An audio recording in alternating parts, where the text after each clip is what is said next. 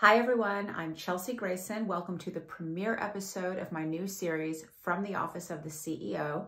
This is the series where I get to give you guys advice on how to be more successful in your careers, whether you're beginning, middle, or advanced in terms of the stage of your career. And I can also help you successfully transition to a new career if that's what you're interested in, because I've done that as well. I'm calling this first episode Creds because I thought you guys might want to hear a little bit about my background and my career path, so you trust me a little bit when I'm giving you advice in terms of your own career path.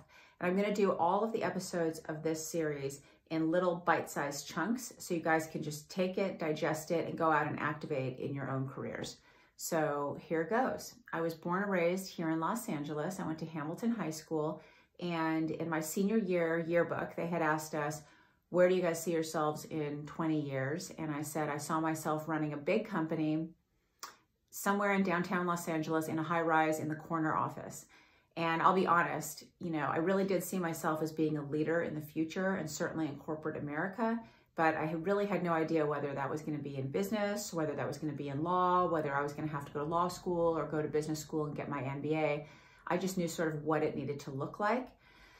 So I went to undergrad at UCLA. I was a business economics major, and I did that for a couple of years until I realized I really just wasn't having any fun at it. I think that it was a really good blueprint, and it gave me a lot of building blocks in terms of, how to operate businesses later on, but I just wasn't having any fun. And I really do think that you need to be pretty much enjoying yourself all the time if you're really going to be successful. And by that, I don't mean you're out there partying all the time. I just mean that you really have to have a passion for what you're doing. And I didn't have a passion for that major. And so I relegated it to a minor, and I went with the English literature major. And anybody who knows anything about that major knows that what you're doing is you're just reading text, you're forming an opinion as to how to interpret that text, and then you're writing a persuasive paper or brief to convince other people to see that text your way. And if that sounds familiar to any of you guys out there, that's because what lawyers do, that's what lawyers do every single day. They zealously advocate for a position on behalf of their client, whether it's in court or whether it's while they're negotiating a deal. So ultimately, it seemed right for me to go to law school after I graduated from UCLA to continue to hone those advocacy skills, because I really thought that that's what I was good at. So I went to law school. When I came out of law school, I had an offer to join the biggest law firm in the world called Jones Day, and I tentatively accepted it, except that for the first year out of law school, I decided to do a federal judicial clerkship, and the judge that I clerked for happened to be a bankruptcy judge, which was fortuitous in terms of what I ended up doing later on in my career, which we can get to. But it was also really fascinating during that year because bankruptcy is a really interesting hybrid practice between litigation and transactional work. And so by that, I mean, you're working with all of these big multinational, multi-billion-dollar companies that have fallen on, obviously, financial hard times. Otherwise, they wouldn't be in bankruptcy. But they all have the goal of restructuring themselves, reorganizing, emerging from the bankruptcy to run a successful business. And many, many, many companies have come out of Chapter 11 bankruptcies to do just that. So what you're doing on the side, outside of the courtroom, is you're helping these companies, you're facilitating their negotiations on various transactions. For example, restructuring their debt with their creditors, restructuring their relationships with their vendors and suppliers so it's more economically efficient for them, whether they're selling some or all of their assets or their brand. There's all sorts of deals that companies do in order to become more healthy to then become successful after they come out of bankruptcy. And then once you get those deals done, you actually can't move forward with those deals if you're in bankruptcy until you go back into the courtroom and have the judge approve or put his or her rubber stamp on that deal. So you can see that there's a lot of deal work, and then there's a lot of advocacy once you get into the courtroom where you argue why the deal should or should not be approved. So I did that 1-year clerkship, and then I went to Jones Day where I had accepted my offer to be an associate. And I rotated from group to group and ultimately figured out that I did want to do deals, because I felt like when you do deals instead of litigation, you're actually bringing parties together to add to the economy, and that these two companies, they want to come together. So generally speaking, even though there are fights when you're negotiating a transaction between two companies, they ultimately want to close the deal because they felt like they could make more money together than alone. And in litigation, it's just a lot of ripping apart of things. And although ultimately somebody makes money, it's on one side, somebody else is losing money. And I really felt like I wanted to produce something for the economy rather than ripping things apart. So I ended up in a transactional practice, and the transactional practice I started out in was corporate finance, which means that you're taking companies from their incubatory phase, so when they first start out or when they're very early on in their lifespan, and you're helping them raise money. So first from friends and family, and then from what we call angel investors. Later on, you move on to institutional investors. So we're talking venture capital money, and then ultimately private equity money. And then you help get them through the interim phase to where they can either sell the company, and that's their liquidity event, or where they take the company public through usually an IPO. So corporate finance lawyers do all of that work up through the IPO. And then sometimes, and I did this, represent the company after the IPO. And I did that for a couple of years, and then ultimately 9/11 happened, and the little mini recession that happened after 9/11 happened, and the deal market really dried up, especially the corporate finance market. The economy was on shaky ground, and people who had money weren't willing to take as much risk as they had been before because they weren't sure where the economy was going to go. So there really wasn't a lot of financing of companies happening during that little mini recession for the few years between, call it 2001 and 2004 or 5. So I looked back to my bankruptcy experience from when I had clerked for my bankruptcy judge and decided that because we were in a recession, there was going to be a lot of bankruptcy work or close to bankruptcy work. So I called the bankruptcy lawyers at my firm, asked them if they needed a transactional lawyer to come in and just do the M&A work, the mergers and acquisitions work that happens in a distressed environment. So bankruptcy lawyers do a whole bunch of stuff for companies, but there's a very specific transactional element to it where they either, you can represent funds that like to buy distressed companies out of bankruptcy. And then of course you have to have a lawyer representing the company that's in bankruptcy, that's selling itself or selling its assets. So I asked the bankruptcy lawyers if I could participate in their distressed M&A work. They said yes. For the next couple of years, I cut my teeth on distressed M&A work. By the time the recession ended, I was just a full-blown M&A lawyer. So I switched over to the mergers and acquisitions group at Jones Day. And that's how I made partner up through the ranks in the M&A group. And ultimately, I took on several leadership roles in the M&A group at Jones Day. At some point, 15, 20 years down the line, I ended up making a switch to a different law firm, and this will come up in a future episode of this show in terms of really why I switched and how I made that switch. But I'll tell you briefly now. I switched to another law firm that I felt had more local roots and I thought had some practice groups that my other firm didn't have that were more invested in the local industries here in Los Angeles. So I felt like for my personal practice, it would be better to switch to this other platform.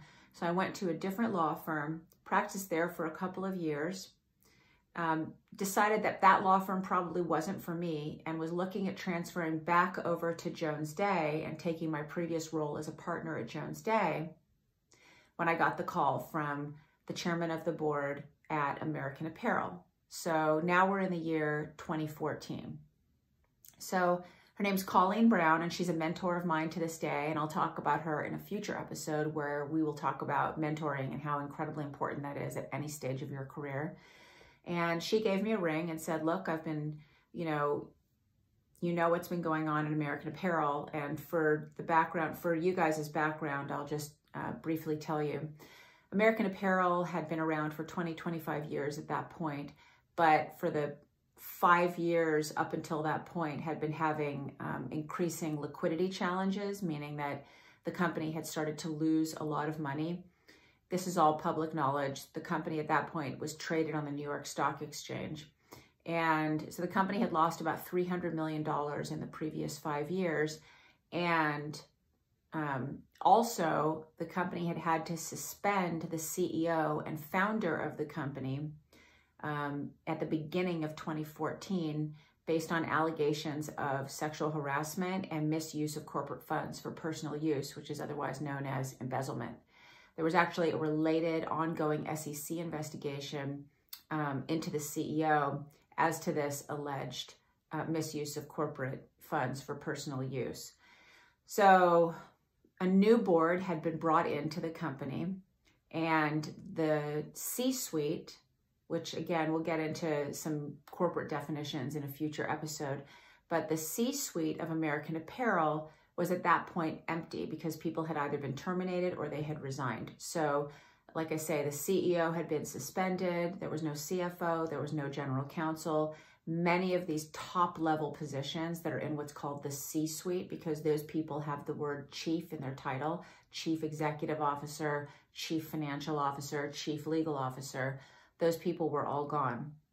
So the chairman of the board at American Apparel, Colleen Brown, called me and said, I'm looking to restaff the entire C-suite of American Apparel so that we can turn the company around and help it to see happier days. Would you be interested in coming in as the new general counsel and executive vice president of American Apparel? And of course, she said to me, and Colleen, if you're watching, hi, she said to me, of course, it's going to be a big pay cut because we're having money problems and I can offer you equity, but I don't really know what's going to happen with that.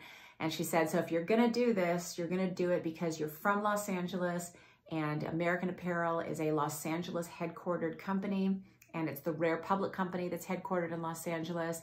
And the company at that point employed 10,000 people, about 6,500 to 7,000 of whom were immigrant manufacturing workers, because of course the company was vertically integrated. We made everything here in the States, but we also, we made everything in-house. We never farmed out to other manufacturers. So she said, so if seeing this company continue to survive as one of the biggest employers in your home city of Los Angeles is at all important to you, then you'll come and join us and you'll join the fight to help this company survive. And of course, that totally got to me, along with the philosophical tenets that the company stood for at the time, which were ironically female empowerment. We never used real models, so to speak. We used people from off the street. We never airbrushed. We didn't Photoshop.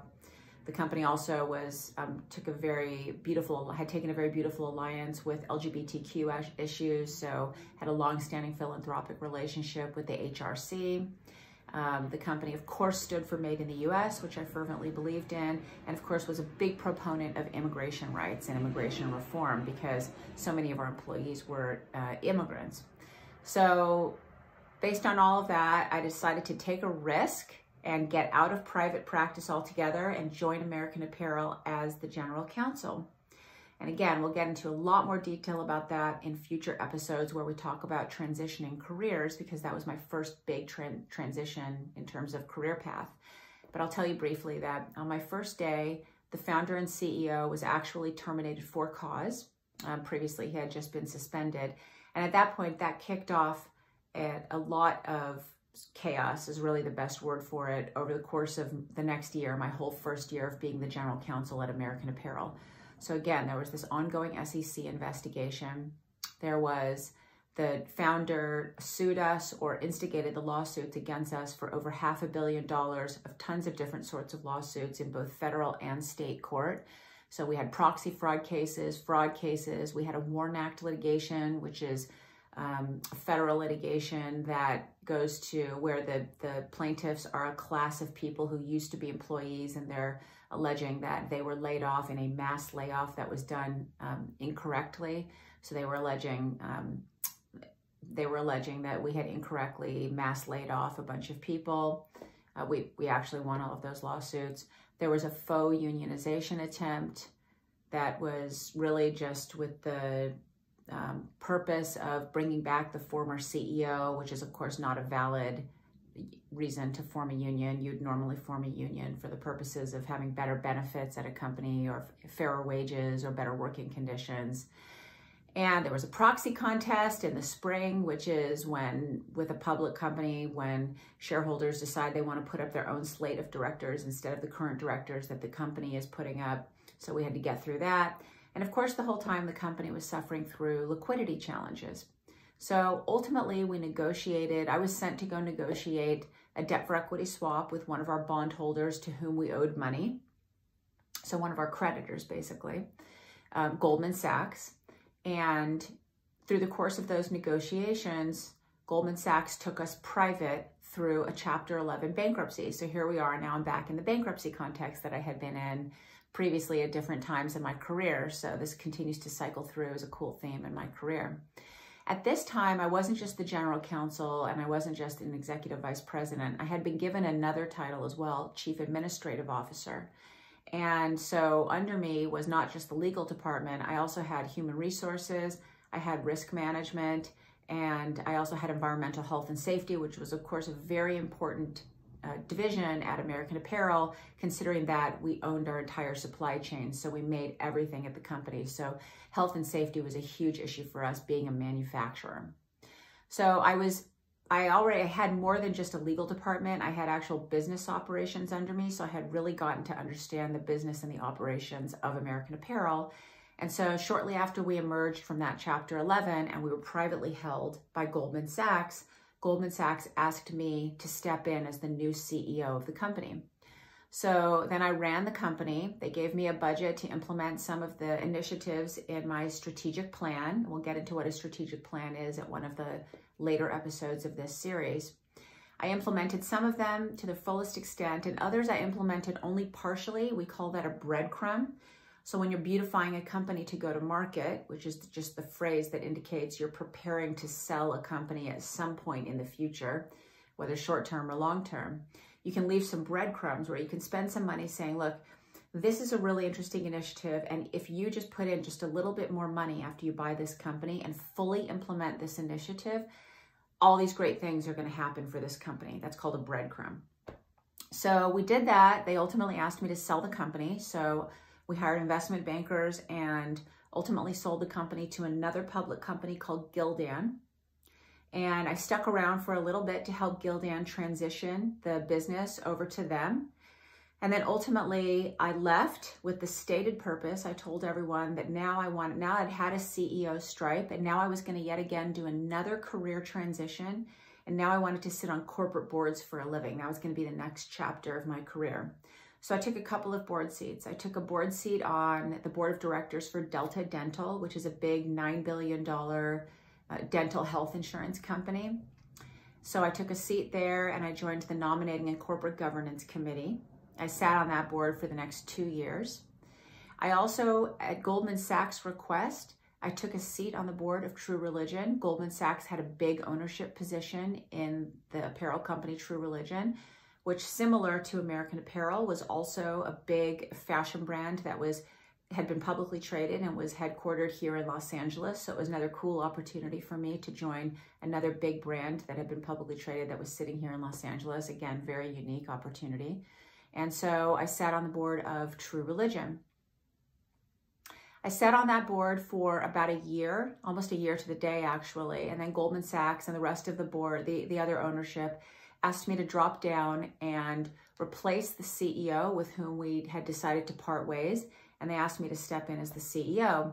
So I stepped in as the CEO on an interim basis, was there for the better part of a year, and again, we can talk about that in another episode. At that point, I was still on the board, but when I became the CEO, I had been chairing what's called the audit committee. And on a future episode, we'll talk about all the different committees that are on a board of directors. I had been chairing the audit committee. At that point, it was no longer appropriate for me to chair the audit committee. So I stayed on the board, stepped away from chairing that committee, and stepped into the CEO seat. And ultimately, I resigned from that job when I felt like I had done what I came to do.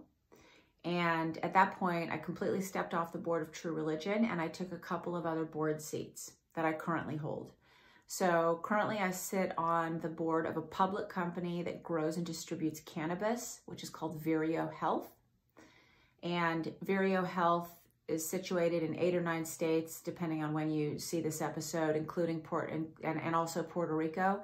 So we have all of our own grow facilities. We have our own dispensaries. So we have our own brick and mortar presence where we sell all of our own brands and other brands.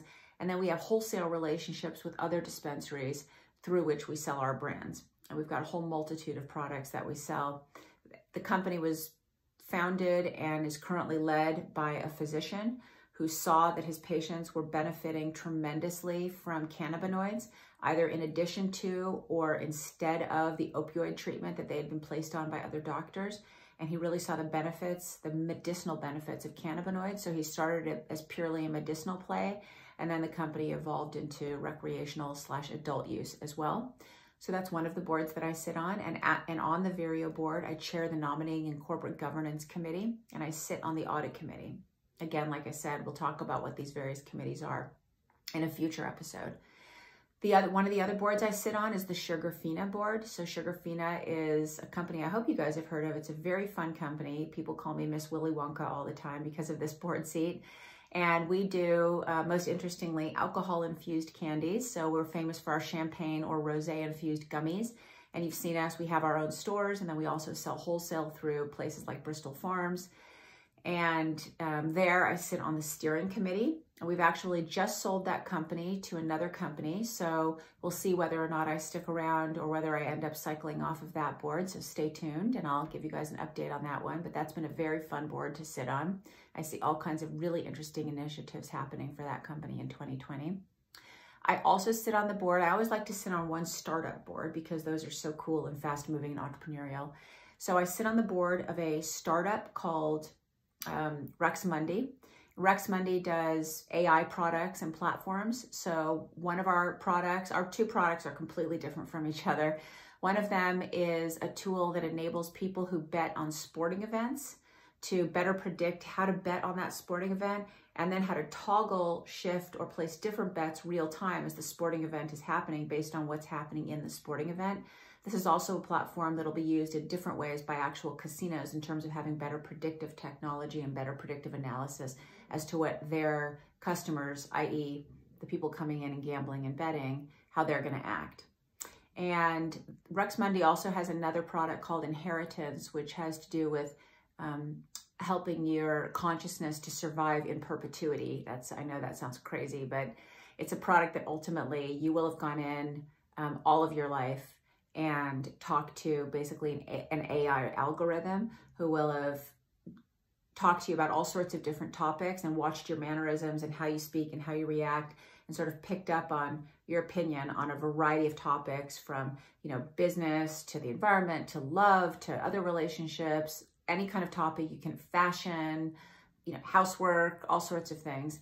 And then ultimately, after you pass, people who survive you or even decades, hundreds of years later, who never even knew you, could go in and speak with an AI-generated avatar of you and talk to you about these topics. But it's not the recordings of you, it's the algorithm, the AI predicting how you would have reacted to these various questions and how you would have had this conversation. I think that's a really exciting product, and I'm really happy to be sitting on that board. And I also sit on the advisory board of a company called Marca Global, which is, after Reputation.com, the second online reputation management company in the world. I sit on their advisory board, and that's with Colleen Brown, who I mentioned earlier, who had been the chair of American Apparel, who then recruited me to come sit on the board of Marca Global, which is her company, and she's the CEO of that company. So that's how that one came full circle. And finally, I sit on the board of advisors in the English department at my alma mater, UCLA, where, if you recall, that's where I got my undergraduate degree.